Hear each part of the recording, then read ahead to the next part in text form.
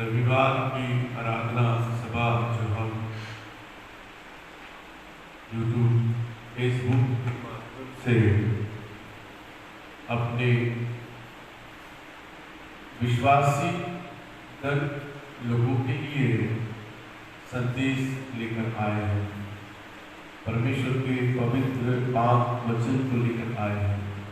ये परमेश्वर के पवित्र वचन जो है हर एक संकट के समय, दुख के समय, विपत्ति के समय, परेशानी के समय, रोग के समय, भूख के समय, प्यास के समय, सताव और कलेश के समय हमारे लिए बड़े सामर्थ्य होते हैं। ये मानो हमारे जीवन को एक नई ऊर्जा देते हैं। हमारे जीवन की हर एक विपरीत परिस्थितियों का जवाब जो है वो प्रभु परमेश्वर के वचन के अंदर में है। और बाइबल का परमेश्वर यहोवा अपने नाम से ज्यादा महत्व अपने वचन को देता है और उसके वचन के मानने वालों को प्रभु परमेश्वर के वचन के अनुसार जो लिखा है वचन 34 में, जवान सिंह और अजगर को तो कभी घटी हो सकती है, परंतु उसके वचन अर्थात उसके डरवैयों को किसी बड़ी वस्तु की घटी न होगी। आज का जो संदेश है सारे प्रेमी लोगों के लिए, प्रभु यीशु मसीह के मानने वाले और हमारे संपर्क में जितने भी भाई बहन हैं, अर्थात सारी मानव जाति के लिए है कि परमेश्वर करुणामयी है। प्रभु करुणामयी है, प्रेमी है। वो अपने प्रेम को इस धरती पर प्रकट करके अपनी छुटकारे की योजना पूरी कर सकता है, परंतु परमेश्वर अपनी करुणा दिखाना तो चाहता है, लेकिन उसके पहले प्रभु परमेश्वर चाहते हैं कि लोग बड़े नम्रता और दीनता के साथ में परमेश्वर को पुकारे। उस प्रभु और परमेश्वर को पुकारे। जैसा आज रविवार 32 तारीख है, 32 अप्रैल 2020 चल रहा है और इस कठोर अवस्था में सारे संसार के लोग फंसे हुए हैं, जिसको नाम दे दिया गया लॉकडाउन। डाउन का मतलब होता है नीचे, लॉक का मतलब होता है बंद। अब इस बंद में प्रत्येक प्रजाति जाति के लोग जो है नीचे आ गए, चाहे वो आत्मिक जिंदगी में हो, पारिवारिक जिंदगी में हो या आर्थिक जिंदगी में हो, बिजनेस में, नौकरी में, प्रत्येक बातों पर मानव जाति नीचे आ गए, डाउन हो गए। अब इस आर्थिक अवस्था को, पारिवारिक अवस्था को फिर से ऊंचा लाने के लिए कितना संघर्ष करना पड़ेगा ना इंसान को। अभी 21 दिन बीत गए लॉकडाउन में, हम लोग पड़े हुए हैं। अभी 40 दिन और बाकी है, उसके बाद भी और होने वाला है। ऐसे ही मसीह लोग, विश्वासी लोग, प्रभु यीशु मसीह के प्रेमी लोग अपने अपने घर में अगर इस समय में देख रहे, सुन रहे हैं, तो जरूरत है कि प्रभु परमेश्वर से छुटकारे के लिए प्रार्थना करें, दुहाई दें। जैसे वचन में यहां लिखा हुआ है, आज का वचन जो है, करुणामय परमेश्वर को हम अगर पुकारते हैं वो छुटकारा देता है।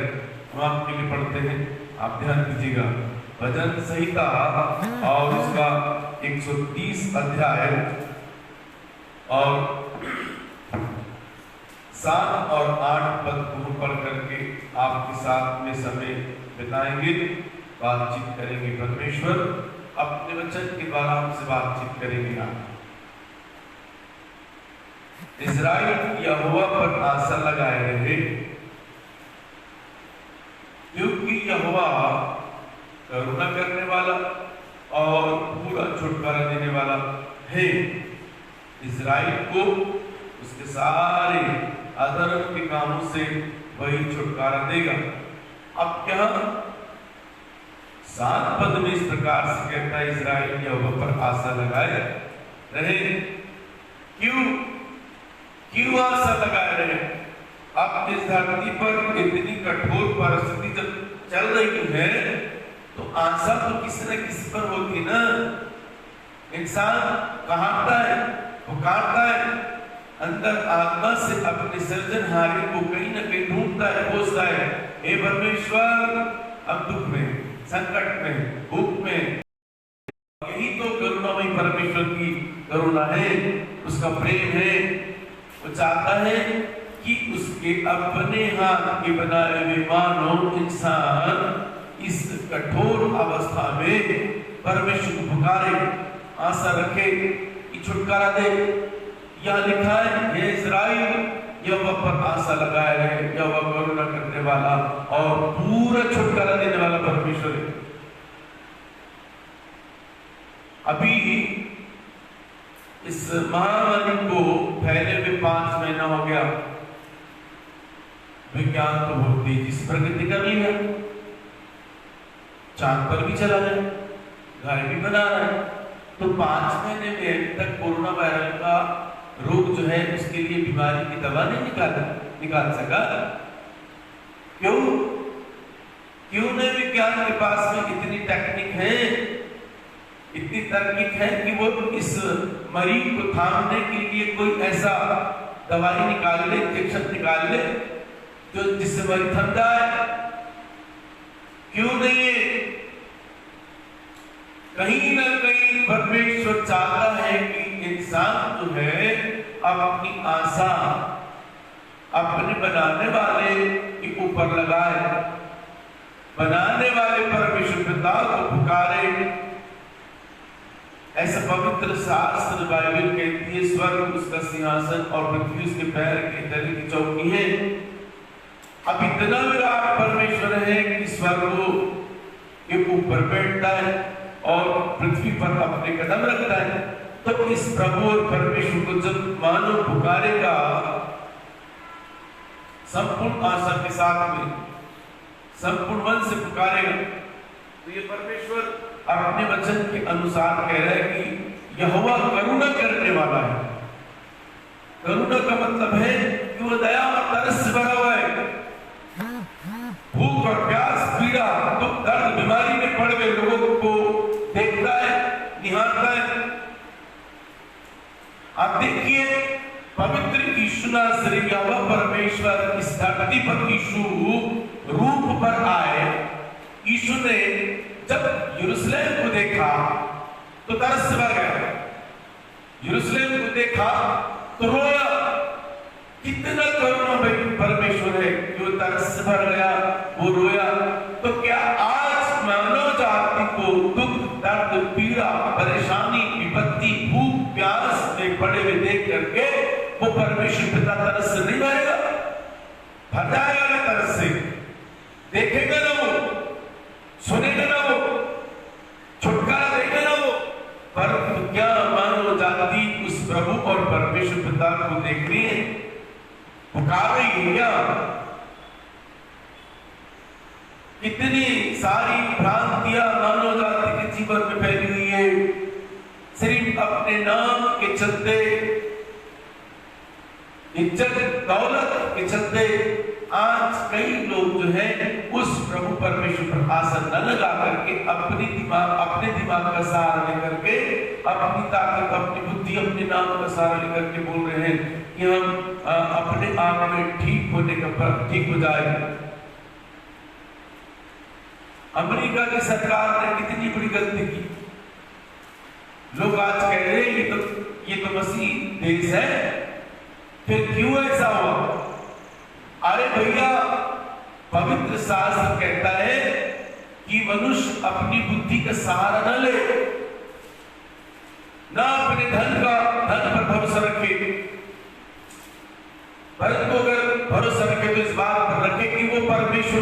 वो यहोवा को जानता है। न बुद्धिमान अपनी बुद्धि पर घमंड करे, न धनवान अपने धन पर घमंड करे। घमंड करे इस बात पर करे कि वो यहोवा को जानता है। यदि अमेरिकन सरकार इस बात को जानती, अपने मन का सहारा न लेती, हमारी भारतीय सरकार ने, भारत सरकार ने कितना अच्छा किया काम, अच्छा काम किया ना। लॉकडाउन कर दिया, सबको अपने अपने घर में विश्राम करने के लिए दे दिया। भले प्रबंध पूरी तरीके से ना हुआ हो, लेकिन बीमारी तो उस तरीके से नहीं फैली जिस प्रकार से अमेरिका में फैल करके अनगिनत लोगों को मौत के निवाले कर दिया। यह है मनुष्य की बुद्धि। आज भी इंसान अधिकतर अपनी बुद्धि का सहारा लेकर के परमेश्वर को नहीं पुकारता, यहोवा को पुकार। यहोवा नाम का अर्थ है बनाने वाला, दुनिया बनाने वाला। उस यहोवा को पुकार। और वो यहोवा जिसने हजरत मूसा से कहा, सीनै नाम के पर्वत में जलती झाड़ी पर दर्शन जब देते परमेश्वर पिता मूसा को आमने सामने बात करते, ऐसे नहीं। कई किताबों में लिखते हैं कि किताब कहते हैं कि परमेश्वर दर्शन के द्वारा या और विभिन्न प्रकार से बात करते, परंतु मूसा, हजरत मूसा से जब बात करते हैं तो आमने सामने बात करते। जैसे हम और आप इस समय में बातचीत कर रहे हैं, मैं आपसे बात कर रहा हूं, आप मुझे देख रहे सुन रहे, ऐसे परमेश्वर मूसा से बात करते थे। मूसा से बात करके परमेश्वर पिता ने बताई सारी घटनाओं को, सिखाया कि मनुष्य कैसे जिए, कैसे रहे। अभी तू इंसान अपनी समझ का सहारा लेकर चलता है और परमेश्वर का आश्रय नहीं करता है। बड़ी विपत्ति इस धरती पर फैली हुई है, क्योंकि परमेश्वर ने अपने कानून को मूसा पर प्रकट किए थे और उस कानून के आधार पर परमेश्वर पिता ने ये सिखाया था कि तुम सृष्टिकर्ता की उपासना करना, प्रभु की उपासना करना, परमेश्वर को पुकारना, ना चांद तारों की उपासना करना, न सूरज की और न ही किसी मेरी प्रतिमा की, परंतु जो निरंकारी प्रभु परमेश्वर है, ये हजरत मूसा के द्वारा परमेश्वर पिता ने बात करके इंसान के लिए नियम और कानून बना के रखे थे। अब ये नियम और कानून तोड़ करके मानव ने जो पाप किया और पाप के चलते जो इंसान के जीवन पर विपत्ति आई, देखिए कैसे इंसान जो है वो शैतान के बहकावे में आकर के परमेश्वर के कानून को तोड़ता है। परमेश्वर के कानून को तोड़ करके प्रभु परमेश्वर को रिस दिलाता है, गुस्सा दिलाता है। पहला इतिहास की किताब उसका 21 अध्याय और 7 पद से हम पढ़ते हैं। पहला इतिहास और 7 पद से हम आपके लिए पढ़ते हैं। 1 मिनट आप जरा माइक चेंज करते हैं, इसमें शायद बैटरी लो हो गई है, इसके चलते ये बंद चालू हो रहा है। पहला इतिहास की किताब 21 अध्याय और 7 पद से 13 पद तक की हम आपके लिए पढ़ते, ध्यान से सुनिएगा। यह बात परमेश्वर को बुरी लगी, इसलिए उसने इस्राएल को मारा। दाऊद ने परमेश्वर से कहा, यह काम जो मैंने किया वह महापाप है, परंतु अब अपने दास का आदर दूर कर, मुझसे तो बड़ी मूर्खता हुई है। तब यहोवा ने दाऊद के दर्शी गाद से कहा, जाकर दाऊद से कहे, यहोवा जो कहता है कि मैं तुझको तुझको 3 विपत्तियां दिखाता हूं, उनमें से एक को चुन ले कि मैं उसे तुझ पर डालूं। तब गाद ने दाऊद के पास जाकर उससे कहा, यहोवा यूं कहता है कि जिसको तू चाहे उसे चुन ले, या तो 3 वर्ष का अकाल पड़े या 3 महीने तक तेरे विरोधी तुझे नष्ट करते रहे और तेरे शत्रुओं की तलवार तुझ पर चलती रहे, या 3 दिन तक यहोवा की तलवार चले, अर्थात मरी देश में फैले और यहोवा का दूत इजरायली देश में चारों ओर विनाश करता रहे। अब सोच कि मैं अपने भेजने वाले को क्या उत्तर दूं? दाऊद ने गाद से कहा, मैं बड़े संकट में पड़ा हूं, मैं यहोवा के हाथ में पड़ूं, क्योंकि उसकी दया बहुत बड़ी है, परंतु मनुष्य के हाथ में मुझे पड़ना न पड़े। 3 विपत्तियां परमेश्वर पिता गाद भविष्यद्वक्ता के द्वारा दाऊद के सामने रखता है। ऐसा कौन सा बड़ा गुनाह दाऊद ने किया, मैं आपको बताता हूं, सुनिए। पहला इतिहास 21 अध्याय का पहला पद में लिखा है, शैतान ने इजराइल के विरुद्ध उठकर दाऊद को उकसाया कि इजराइलियों की गिनती ले। ये बात आज गिनती कर रही है गवर्नमेंट।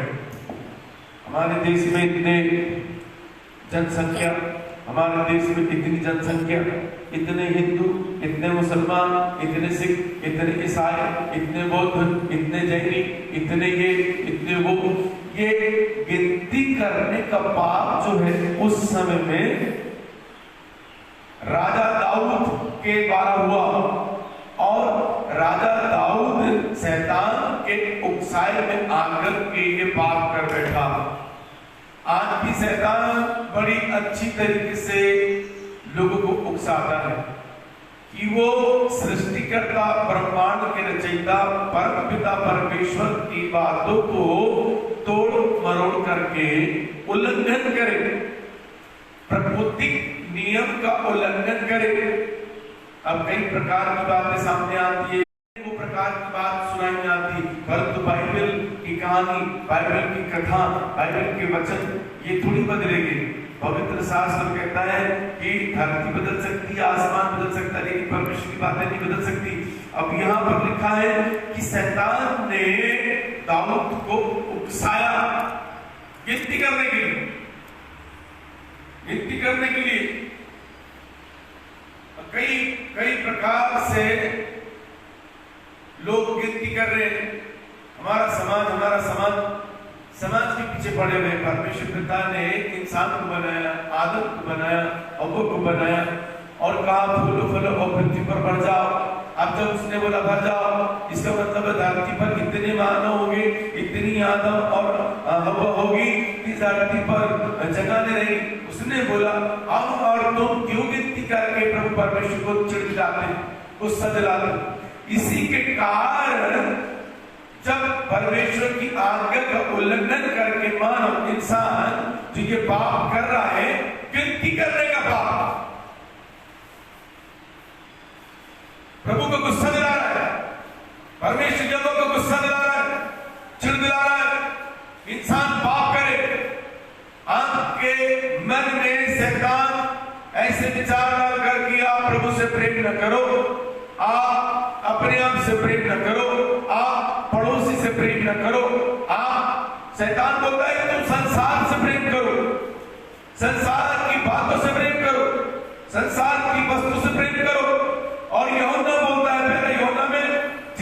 अंदर संसार का प्रेम है, उसके अंदर परमेश्वर का प्रेम नहीं। शैतान उकसाता है। अभी लॉकडाउन के चक्कर में कितने सारे मसीह लोग, विश्वासी लोग जो है वो प्रार्थना में नहीं बैठे होंगे अपने घर में। बोले हिदायत दी कि अपने अपने घर में 9 बजे से लेकर के 11 बजे तक के प्रार्थना करना, लेकिन शैतान मन में बात डाल करके डेटिंग करना, पेंटिंग करना है। अभी देखो, अभी डेटिंग भी नहीं किए, पेंटिंग भी नहीं किए, हमने बिगड़ पेंटिंग के देखो कितने अच्छे खूबसूरत बाल लगा के रखे, बिना पेंटिंग के आधे आधे सफेद और आधे काले हैं।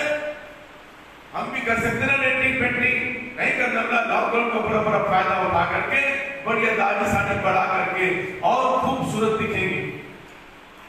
लेकिन लोग आज भी शैतान उकसा रहा है, प्रभु से प्रेम न कर, पवित्र दिन को पवित्र न मान, अपने घर। अरे सरकार ने तुमको बोला तो सरकार का भी तो कानून का पालन करना जरूरी। बाइबल कहती है कि जिनको परमेश्वर ने अधिकारी ठहराया है, प्रधान ठहराया है, कानून के अधिकारी ठहराया है, उनके भी अधीन रहो। आज सारे चर्च के लोग जो फादर लोग, पास्टर लोग बड़ी आधीनता के साथ में अपने परिवार को लेकर के चर्च में बैठ करके उपासना कर रहे, अपने घर में बैठ करके पवित्र दिन को पवित्र मान रहे। क्या मसीह विश्वासी भाई बहन लोग, प्रभु प्रेमी लोग अपने घर में बैठ करके समय निकाल कर 2 घंटे बैठ कर प्रभु के साथ समय बिता रहे क्या? कि शैतान ने मन में बात डाल दी, जैसे दाऊद को गुस्सा दिया। दाऊद तो परमेश्वर के मन के अनुसार थे ना, हम और तुम उसके मन के अनुसार है क्या?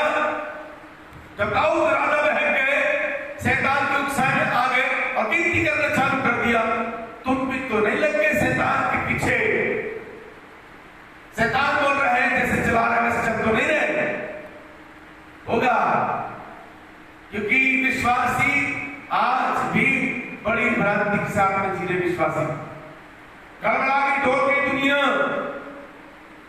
असत्य पर ज्यादा यकीन करती है, झूठ पर ज्यादा यकीन करती है। सत्य तुम कर फाड़ के चिल्लाओ, चीखो चिल्लाओ, सिखाओ, समझ में नहीं आती, खोपड़ी के अंदर में आती, मसीहों के अंदर में बातें, सच्चाई और ईमानदारी की बातें।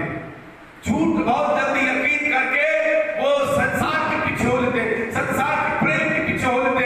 अपने आप में यदि अगर तुमको विपत्ति पर डालने का इतना शौक है तो शैतान की बात सुन करके तुम परमेश्वर की बातों का उल्लंघन करो, आज्ञा का उल्लंघन करो, जैसे दाऊद ने किया था। और दाऊद ने आज्ञा उल्लंघन ये की थी, उसने सिद्धि की थी, शैतान ने उकसा दिया उसको। तब परमेश्वर ने अपने नबी को भेज करके दाऊद को चिताया, और दाऊद से कहा कि तूने यहोवा के विरुद्ध पाप किया है। कौन सा पाप? दाऊद ने पाप किया, कौन सा पाप कर दिया? विनती करना पाप है क्या? परमेश्वर की प्रजा को अलग अलग डिवाइड करना, ये इस्राएली है, ये इस्माइली है, ये यहूदी है, ये फलस्ती है, ये परमेश्वर ने थोड़ी बनाया था बाबा, ये तो इंसान बना के रखा है धरती पर। आज भी शैतान जैसे गड़बड़ी पैदा करता है, धर्म के नाम में कितना कड़वाहट, नफरत, बैर, ईर्ष्या, कपट कितना ज्यादा खोल रहा है। सब्जी भाजी पर भी आ गया हिंदू और मुसलमान। बताओ, अभी हिंदू के घर में सब्जी भाजी उगती है तो क्या मुसलमान लेता नहीं, खाता नहीं क्या? खेत हिंदू का है, चावल गेहूं उग रहे हिंदू के घर में तो मुसलमान नहीं खा रहा क्या? या मुसलमान के घर में बिक रहा है तो हिंदू नहीं खा रहा क्या? ये शैतान है जो इंसान के अंदर नफरत पैदा करता है। और आज इंसान जो है वो ईश्वर के पीछे चलना छोड़ करके शैतान के पीछे चलता है, और शैतान की बात मान करके नफरत ही बन गया है। प्रेम नहीं है, भाईचारा नहीं है, दया नहीं है, प्रेम नहीं है। वो गुलामी में जाना पसंद करता है, नफरत करना पसंद करता है, बैर करना पसंद करता है, क्योंकि शैतान की सुन रहा है। यदि परमेश्वर की सुने, प्रेमी परमेश्वर की सुने, करुणामय परमेश्वर की सुने, तो इंसान जैसे परमेश्वर दयालु है वैसे इंसान भी दयालु होगा। उसके अंदर कपट नहीं होगा, उसके अंदर पाप नहीं होगा, उसके अंदर में बैर नफरत नहीं होगी। आज क्यों है नफरत, क्यों बैर है? क्योंकि इंसान परमेश्वर की नहीं सुनता है, इंसान शैतान की सुनता है। और दाऊद राजा ने शैतान की बात को सुना, उकसाई में आया और शैतान की बात सुन करके उसने यह किया। 7 पद में लिखा है, यह बात परमेश्वर को बुरी लगी, इसलिए उसने इस्राएल को मारा। दाऊद ने परमेश्वर से कहा, यह काम जो मैंने किया वह महापाप है। अच्छा हो गया उसने, दाऊद ने उसी वक्त जब परमेश्वर ने इस्राएल को मारा तो अंगीकार किया कि महापाप है। और आगे लिखा है, परंतु अब अपने दास का अधर्म दूर कर मुझसे तो बड़ी मूर्खता हुई। आज भी यदि अगर इंसान सृष्टिकर्ता के सम्मुख आकर के कहे, हे परमेश्वर हम मूर्ख हैं, हम अज्ञानी हैं, हम पाप करते हैं, हम तेरी व्यवस्था का उल्लंघन करते हैं, हम तेरे कानून को तोड़ते हैं, आज जैसे देखे कानून तोड़ता है, तो कैसे बड़ी प्रेम के साथ में पुलिस वाले डंडे बरसाते हैं ना, बहुत अच्छी तरीके से ठोकते हैं। अरे क्यों नहीं ठोकेंगे? पुलिस वाले जब ड्यूटी कर रहे हैं, अपनी नौकरी बजा रहे हैं, उनके बीवी बच्चे नहीं है क्या? माँ बाप नहीं है क्या? उनको शादी ब्याह नहीं कर रहे हैं क्या? उनको घर गृहस्थी नहीं संभाल रहे हैं क्या? उनको यदि छुआछूत की बीमारी लग जाए तो ये जो मगर गश्ती करते हुए लोग घूम रहे हैं, ये उठपटांग तरीके से काम करते हैं, ये कानून का पालन नहीं करते और इस बीमारी का परीक्षण न करके लापरवाही कर रहे हैं, उन बेचारे पुलिस वालों को अगर ये बीमारी हो जाए तो उनके बीवी बच्चे कौन पालेगा? ये डॉक्टर जो मेहनत कर रहे हैं, मशक्कत कर रहे हैं, ये सफाई कर्मचारी जो मेहनत कर रहे हैं, मशक्कत कर रहे हैं, इनके बीवी बच्चे नहीं, माँ बाप नहीं है, इनके घरदार नहीं है, हमारी गंदगी को साफ करते हैं, हमारे गंदे कूड़े कचरे को बहाते उठा के लेके जा रहे हैं, इनके घर में माँ बाप नहीं है। जरा सोचो, कानून का उल्लंघन करने के दरमियान जब सरकार इतना कठोर नियम लगा के रखी कि ठोको या धारा लगा दो, 144 कलम लगा दो, केस लगा दो, तो जब परमेश्वर का कानून तोड़े तो परमेश्वर को कितना अच्छा लगता है। मनुष्य का कानून तोड़ने के बाद में हमारे नाम पर केस दर्ज हो जाता है, हम अपराधी बन जाते हैं, हमको ठोकते पकड़ करके। तो परमेश्वर का कानून तोड़ने के बाद में मनुष्य के जीवन पर क्या आएगा? परमेश्वर का कानून टूटा तो परमेश्वर ने 3 विपत्ति बताया। पहली विपत्ति, गाद नामक भविष्यवक्ता के द्वारा परमेश्वर पिता ने दाऊद को 3 विपत्तियां दिखाई। 10 पद से हम पढ़ते हैं, 9 पद से पढ़ते हैं। तब यहोवा ने दाऊद के दर्शी गाद से कहा, यहोवा परमेश्वर के पास में एक अपने चुने हुए भविष्यवक्ता होते हैं जो लोगों को समझाने के लिए, चेतावनी देने के लिए संदेश देते, वचन देते, यहोवा का वचन सुनते, माने गलत कहानी नहीं है, परमेश्वर से सुनते, ऐसा बोलो जाके वचन सुन करके बोलते हैं। और यहोवा ने अपने दर्शी गाद से कहा,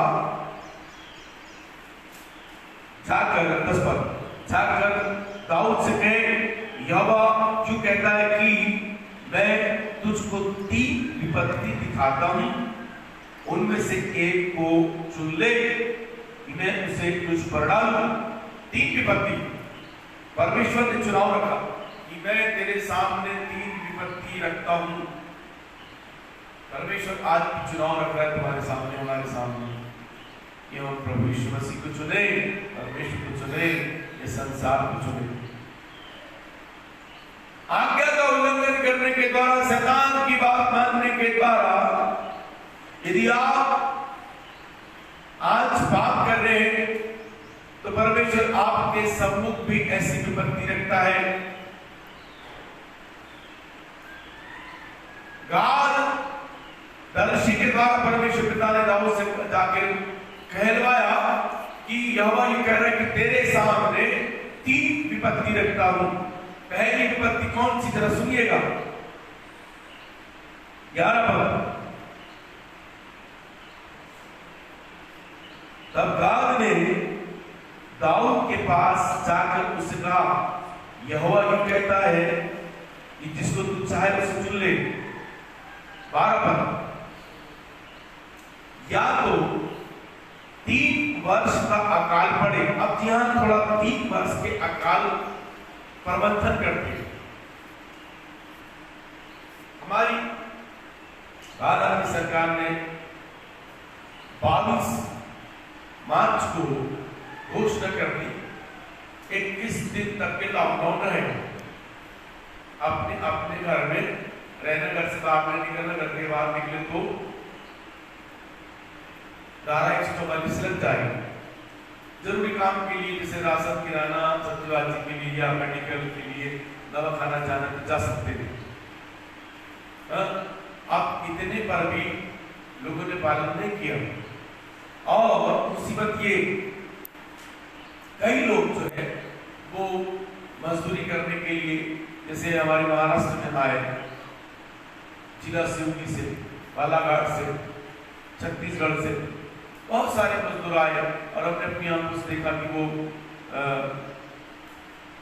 23 तारीख को, 24 तारीख को, 25, 26, 27 ऐसे कई दिन तक के पैदल पैदल पैदल पैदल नागपुर से सिवनी, बालाघाट, कहां पैदल पैदल गए।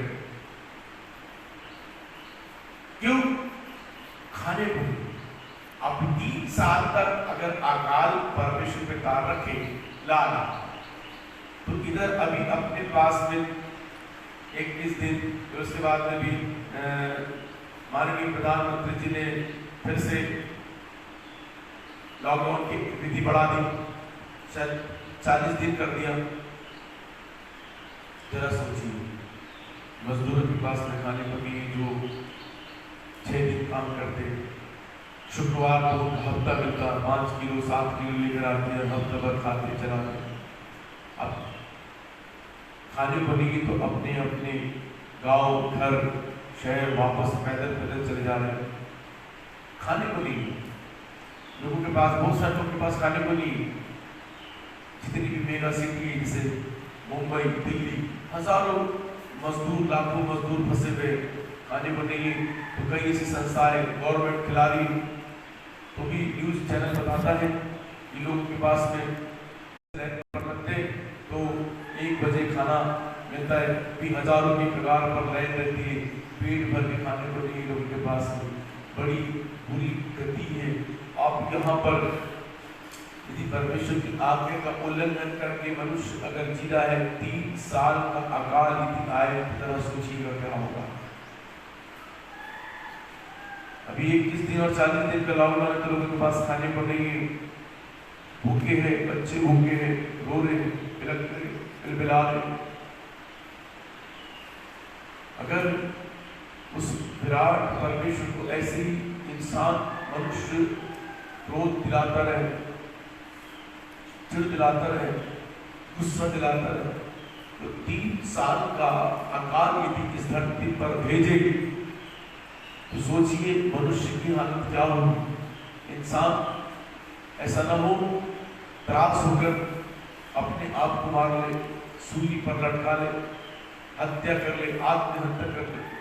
कई प्रकार की विपत्ति इस धरती पर आने की बात कर रहा है। चुनाव करो, यदि आज इंसान पश्चाताप करे, करुणा में परमेश्वर छुटकारे के लिए प्रार्थना करे, दीन बन जाए, तो पहली विपत्ति परमेश्वर ने दाऊद के सामने बताया, गाद भविष्यद्वक्ता के द्वारा की पहली विपत्ति तो अकाल है, वो भी 3 साल का। आज ये जो लॉकडाउन चल रहा है, जिसके चलते खेत में फसलें खड़ी है, बैगन, टमाटर, गोभी, गेहूं, चावल, कई सब्जी भाजी जो है वो खेत में बड़े बड़े लगे खेत में लगे ही खराब हो रही। क्योंकि जिस प्रकार से मंडियों में सब्जी भाजी आती है, उस प्रकार से नहीं आ पा रही, मजदूर नहीं है, सब्जी वाली सड़ रही है,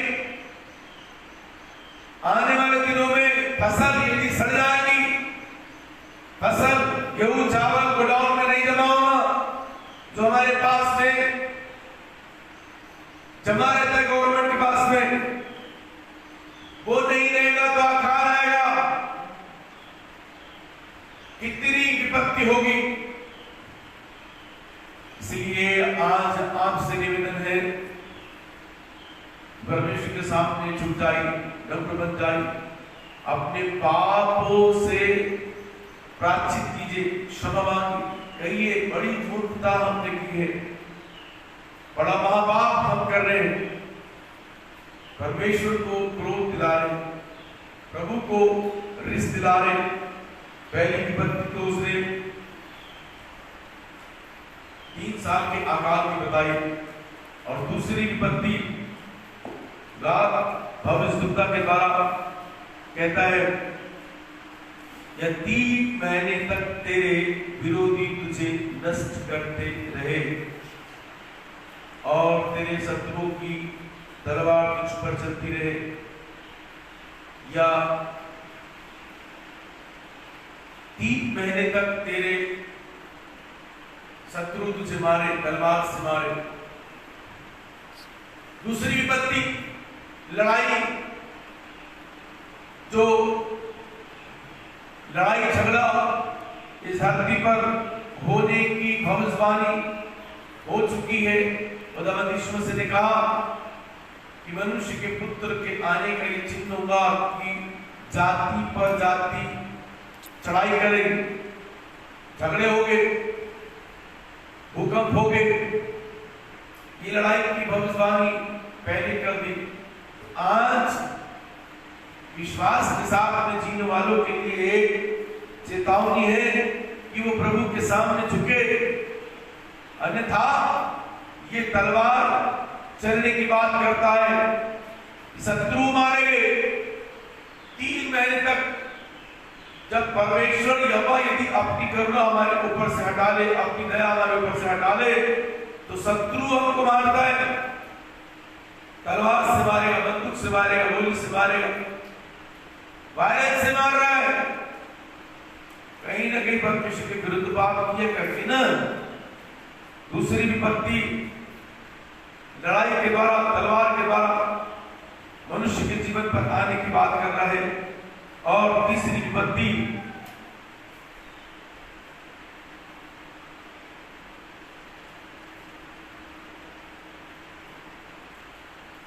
या 3 दिन तक यहोवा की तलवार चले, अर्थात मरी देश में फैले।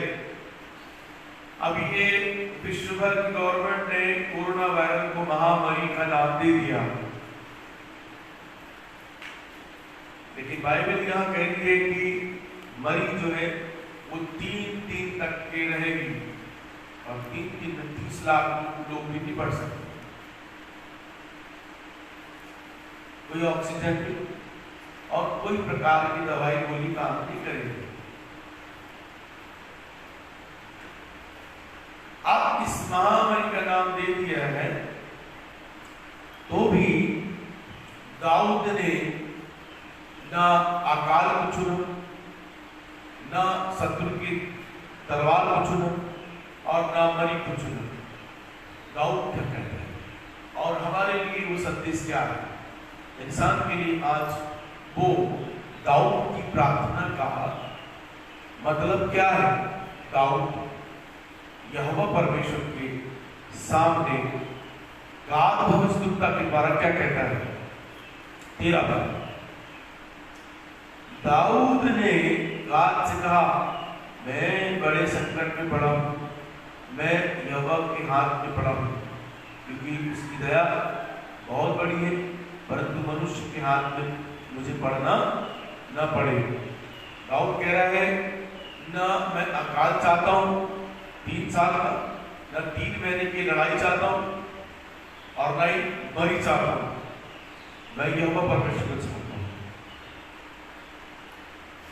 दाऊद राजा है, ध्यान से सुनिए, हमारे जैसे गरीब नहीं, वो राजा है,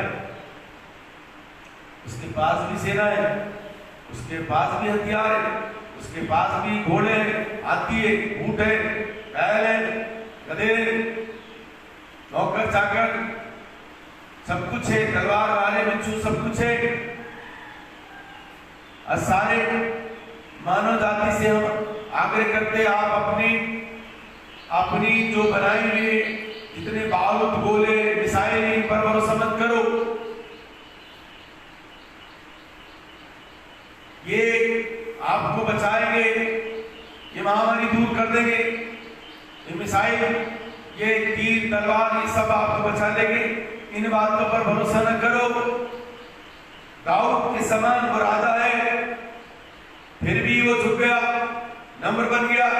न मैं अकाल चाहता हूं 3 साल का, न लड़ाई चाहता हूं। क्या डर है लड़ाई मेरे बाबा?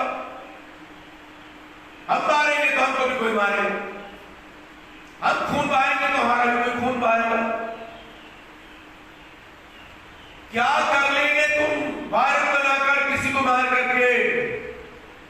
कुछ होने वाला है? कल्याण होगा, इंसान का भला होगा क्या? इसलिए राजा दाऊद ने क्या चुना? न अकाल के हाथ में पड़ना है, न तलवार के हाथ में पड़ना है, न मरी के हाथ में, यहोवा परमेश्वर के हाथ में पड़ते। क्यों? क्योंकि वो दया करने वाला परमेश्वर है, वो दयालु परमेश्वर है, वो दया करेगा।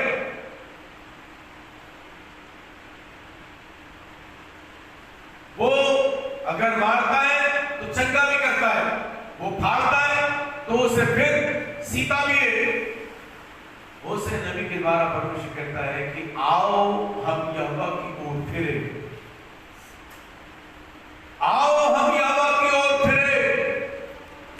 उसी ने मारा और वही चंगा भी करेगा, उसी ने फाड़ा और वही हमारे घाव पर पट्टी भी बांधेगा।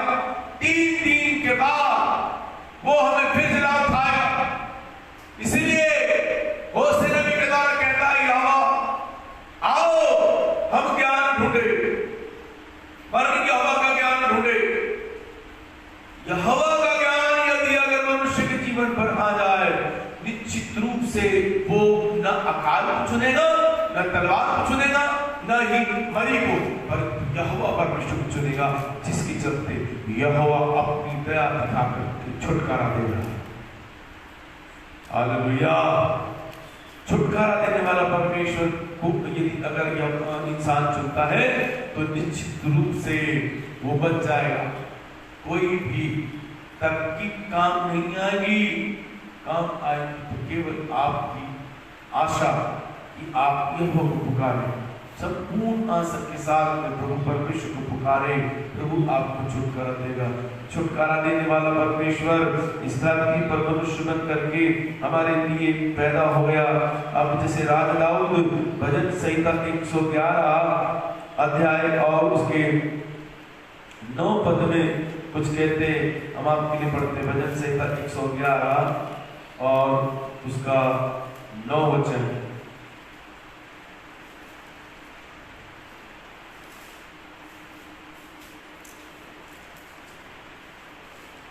भजन संहिता 111 अध्याय और 9 वचन को हम आपके लिए पढ़ते हैं, आप ध्यान से सुनिएगा।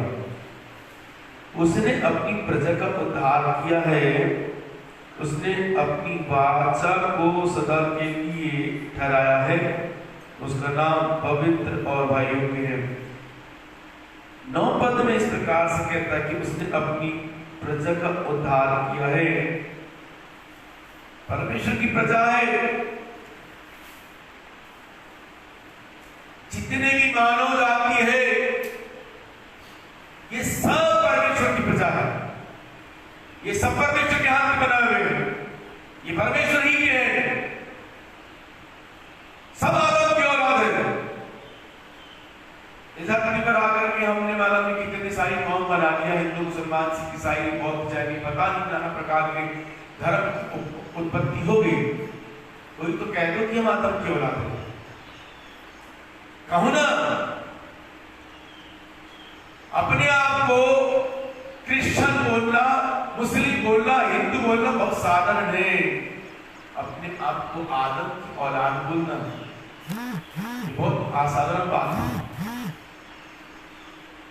जब हम अपने आप को आदम की औलाद कहते हैं ना, तभी तो हम अपने आप को परमेश्वर की प्रजा कहते हैं।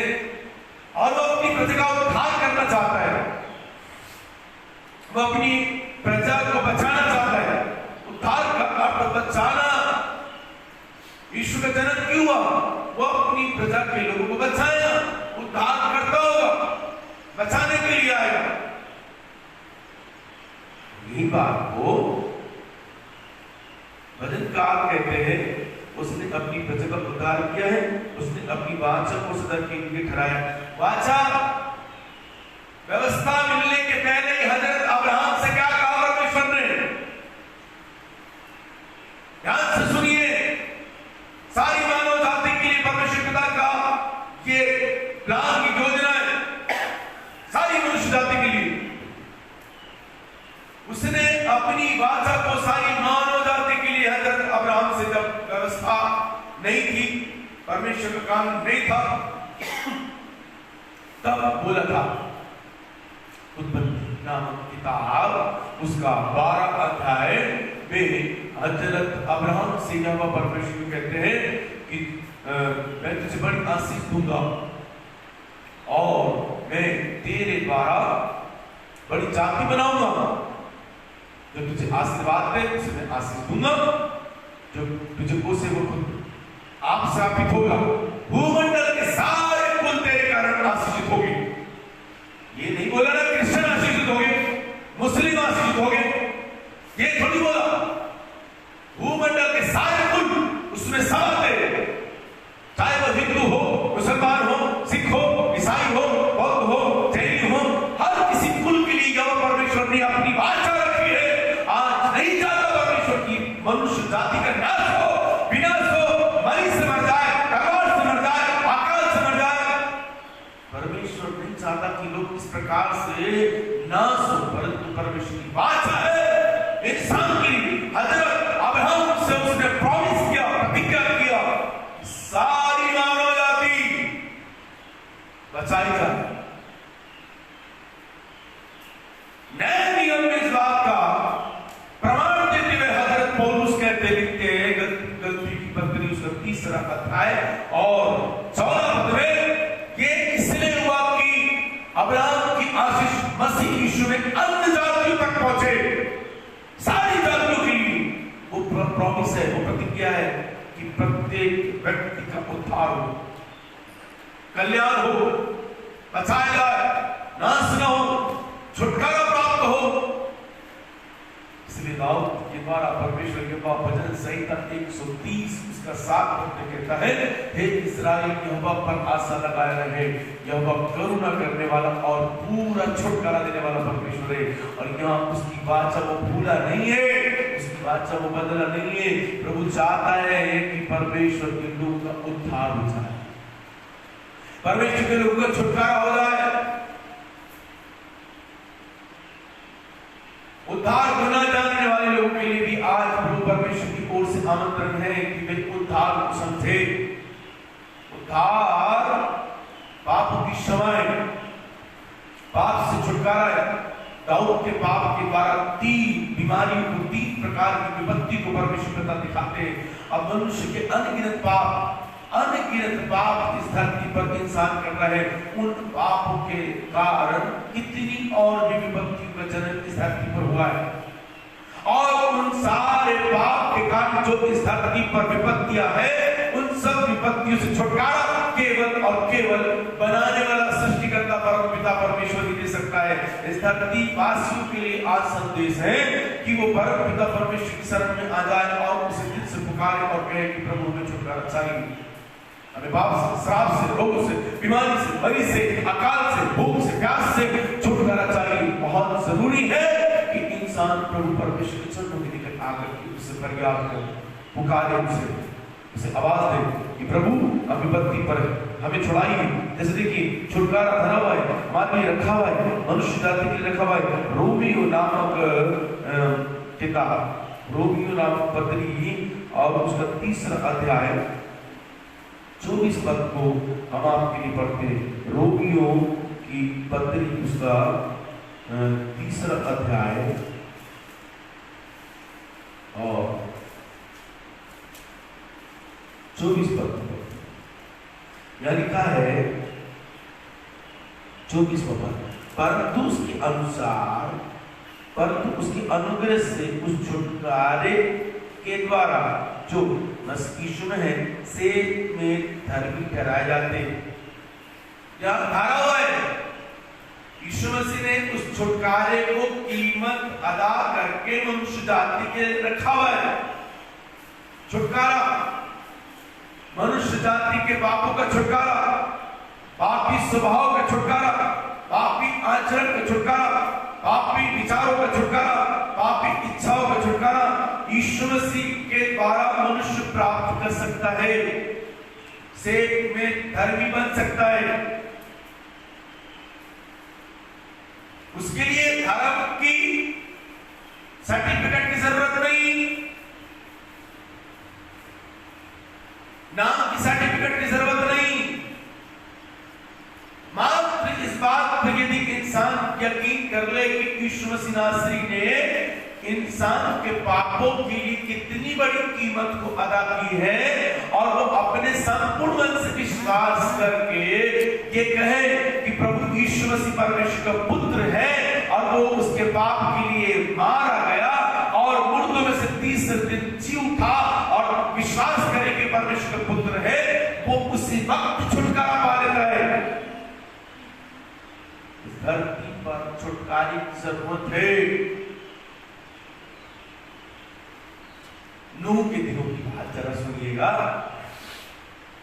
नूह धर्मी था, पाप की सारी धरती पर पाप पड़ गया, खूब दारू पीरे, खूब निवस्त्र होकर नाचे, खूब गलत काम करते, बड़ा पाप।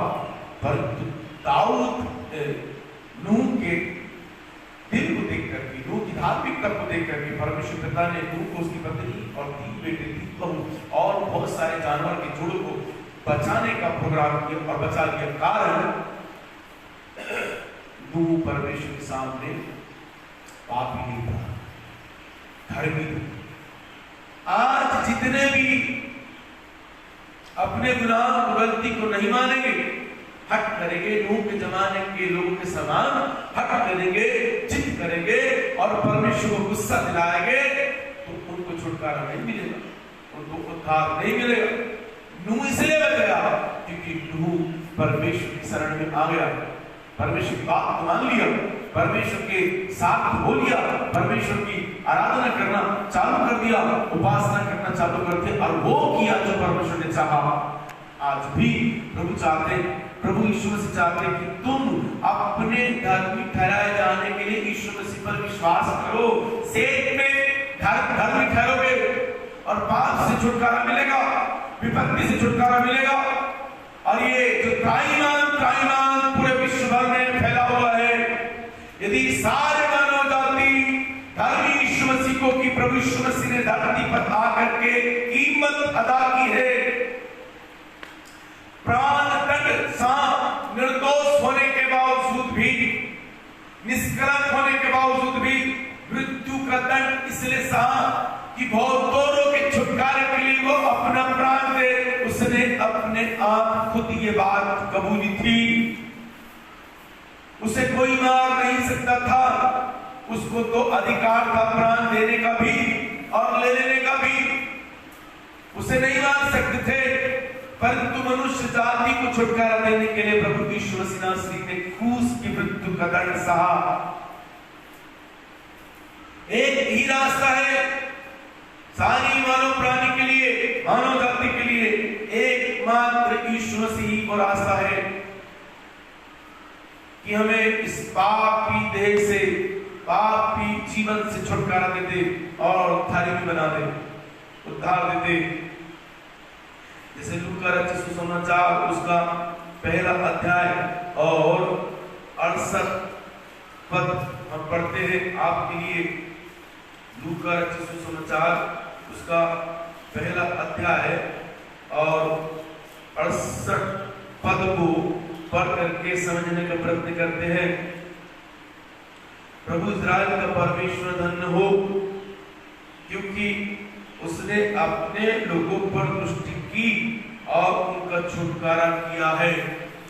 देखो, परमेश्वर ने हम पर दृष्टि की है और हमारे छुटकारे के लिए प्रभु यीशु मसीह को भेजा है। यीशु इंसान का छुटकारा करने के लिए आए, यीशु इंसान को आजाद करने के लिए आए। अकाल, तलवार, मरी से आजाद करने के लिए यीशु मसीह आए। तो सबके लिए यीशु प्रतीक्षा करते हैं। प्रभु यीशु मसीह से प्रेम करे मानो मनुष्य और उद्धार को प्राप्त करे, छुटकारे को प्राप्त करे, छुटकारे की जिंदगी को जिए। यहोवा बड़ा दयालु है, अनुग्रहकारी, विलंब से क्रोध करने हारा है, अजाबत पर अनुग्रह करने वाला कृपालु परमेश्वर है। यदि अगर इंसान परमेश्वर के सामने प्रभु यीशु मसीह को अपना ले, मनुष्य के सामने प्रभु यीशु मसीह को अपना ले और कहे कि यीशु ही परमेश्वर है, उसके द्वारा परमेश्वर के पास इंसान की पहुंच होती है। इंसान का रिश्ता यीशु मसीह नासरी पर विश्वास करने के द्वारा और ये अंगीकार करने के द्वारा वो परमेश्वर के साथ में जुड़ जाता है, उसका छुटकारा हो जाता है। छुटकारा अधर्म से, अपराध से, महापाप से उसका छुटकारा हो जाएगा। यीशु ही जरिया है, यीशु ही उद्धार है, यीशु ही वो परमेश्वर की योजना है जो धरती पर परमेश्वर पिता ने यीशु मसीह के द्वारा पूरी की है। यहां लिखा है लूका की इंजील में, प्रभु इस्राएल का परमेश्वर धन्य हो कि उसने अपने लोगों पर दृष्टि की और उनका छुटकारा किया है। वो दृष्टि कर रहा है, वो देख रहा है, देख रहा है प्रभु की लोग कैसे तरस रहे, तड़प रहे,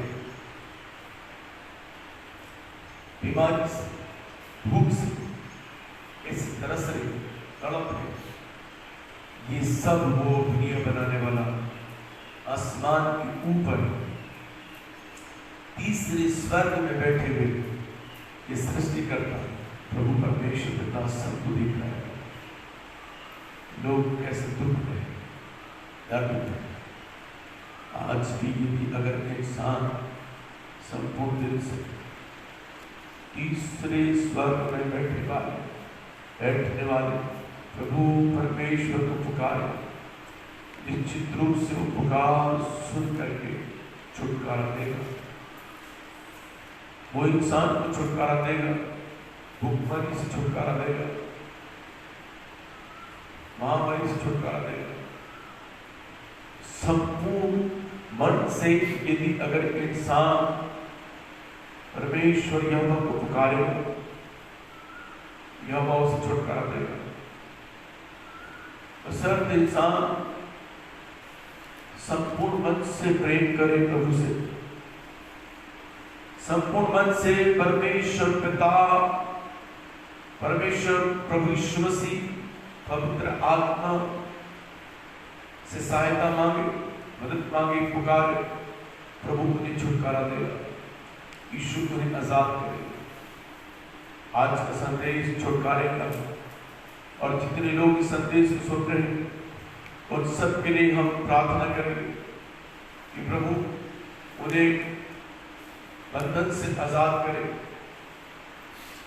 पाप से आजाद करे, छुटकारे की जिंदगी दे, आजादी की जिंदगी दे।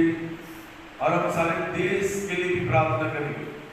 देश देश में मृत्यु का भय समाया है, डर है, भूखमरी है, महामारी है। हम छुटकारे के लिए प्रार्थना करेंगे। आप भी मेरे साथ मिलकर के यहोवा परमेश्वर से प्रार्थना करें। यहोवा परमेश्वर भूखमरी और महामारी दोनों से लोगों को छुटकारा दे। आइए हम मिलता है, एक मन को जाए, अपनी आंखों को बंद करें, अपने मन को त्याग करके प्रभु से कहे, प्रभु हम महापापी हैं, हम मूर्ख हैं, हमने महापाप किया है, अपने शैतान की बात को सुनी है और अपने दिल को अपवित्र किया है, अपने जिस्म को अपवित्र किया है, अपने शरीर को मैला किया है, अपने तेरी बातों को नहीं माना, तेरा तिरस्कार किया है, तेरी आज्ञाओं का उल्लंघन किया है, तुझे दुख दिया है। प्रभु तू क्षमा कर दे। यीशु आप क्षमा करने वाले परमेश्वर है। कलवरी क्रूस पर लटके हुए यीशु ने कहा, ये पिता इन्हें क्षमा कर दे, क्योंकि ये नहीं जानते कि क्या कर रहे हो। प्रभु ये तीसरे स्वर्ग में विराजमान हे सृष्टिकर्ता परमेश्वर यहोवा, हे जीवित परमेश्वर, हम यीशु के नाम से आपको पुकारते, हम यीशु के नाम से आज क्षमा मांगते, यीशु के नाम से आज छुटकारा मांगते, यीशु के नाम से भूखमरी से छुटकारा दे, यीशु मसीह के नाम पे महामारी कोरोना वायरस से छुटकारा दे, यीशु के नाम पे लोगों के भीतर में पाप से छुटकारा दे, लोगों के जीवन को शैतान के बंधन से आजाद कर दे, लोगों के जीवन को खुदावंद यीशु मसीह नासरी के नाम में छुटकारे की जिंदगी दे, उद्धार की जिंदगी दे, अनंत जीवन की जिंदगी दे, उद्धार की आत्मा से नवाज दे, उद्धार की सामर्थ से नवाज दे। पिता जितने लोग सुन देख रहे सबके जीवन में उद्धार की सामर्थ्य आ जा रही है, सबके पाप क्षमा हो जाए, सबके जीवन में उद्धार की आशीष आ जाए।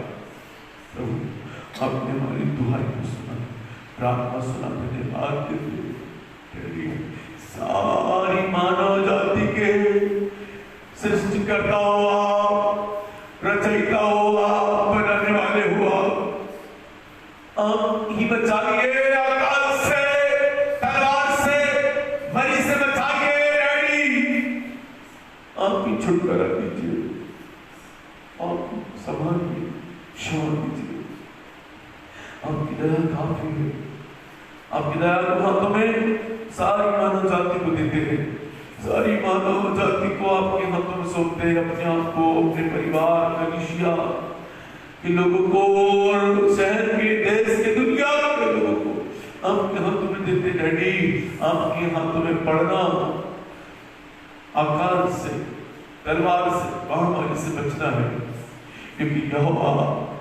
दया करता है। सब मनुष्य पर दया करे।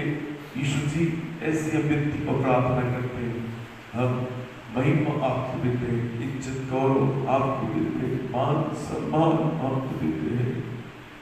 हे स्वामी धन्यवाद देते हैं, आज आपके वचन के द्वारा हमसे बात किया है और आपकी वचन की सच्चाई सामर्थ हम सबके जीवन में काम कर रही है, उसके लिए शुक्रिया अदा करते हैं। सारी महिमा आपको देते हैं, दुआ यीशु जी के नाम से मांगते हैं, आमीन। हम सब अपने अपने स्थान पर खड़े होकर के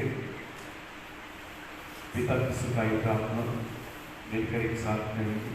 अंतिम प्रार्थना के बाद में कुछ सूचना देकर के आज की सभा फेसबुक के माध्यम से जितने भाई बहन सुन रहे हैं उनको सूचित करके आज की सभा समाप्त करेंगे।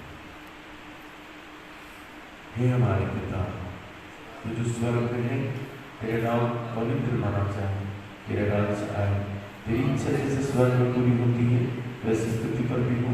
हमारे दिन भर की रोटी आज हमें दे, जिस प्रकार हमने अपने अपराधों को क्षमा किया वैसे तू भी हमारे अपराधों को क्षमा कर, और हमें परीक्षा में डाला और तुम्हारे से बचा, क्योंकि राज पराक्रम और महिमा सदा तेरी है, आमीन। हमारे प्रभु यीशु का प्रेम, परमेश्वर का अनुग्रह, पवित्र आत्मा की सामर्थ और सहभागिता हमें से हर एक मसीह जगत के भाई बहनों के साथ में और जो आज पैगाम सुन रहे हैं सबके साथ हैं। जब तक इस दुनिया में यीशु ना आए, इसी प्रकार से प्रत्येक के जीवन पर बना रहे। आमीन। सूचना है कि प्रत्येक रविवार जब तक कि लॉकडाउन है, इसी प्रकार से अब 10 बजे से लेकर के 11 बजे तक के परमेश्वर पिता की वचनों की सेवकाई करते हैं। सारे मसीह जगत के भाई बहनों से, प्रार्थना करके भाई बहनों से, विश्वासी और फेसबुक में जितने भी हमारे प्रिय लोग हैं, चाहने वाले लोग हैं, वे इस प्रकार से इस संदेश का लाभ प्राप्त कर सकते हैं। वचन के द्वारा आप वचन सुनकर के आशीषित हो सकते हैं। छुटकारे को और उन्नति को, उद्धार को आप प्राप्त कर सकते हैं। इसलिए आप बस हर रविवार को जब तक के लॉकडाउन है तब तक फेसबुक में आप इस सेवकाई का लाभ प्राप्त कर सकते हैं। प्रभु यीशु मसीह आप सबको आशीष दे, और जैसे अब तक यीशु जी ने आपको संभाला है, आगे भी आप सबको संभाल कर रखें। प्रभु यीशु मसीह की बड़ी दया, कृपा, अनुग्रह आप पर, आपके परिवार पर, आपके बच्चों पर, आपके अन्न पर, धन पर इसी प्रकार से होती रहे, ये कामना करते हैं। आप जय मसीह।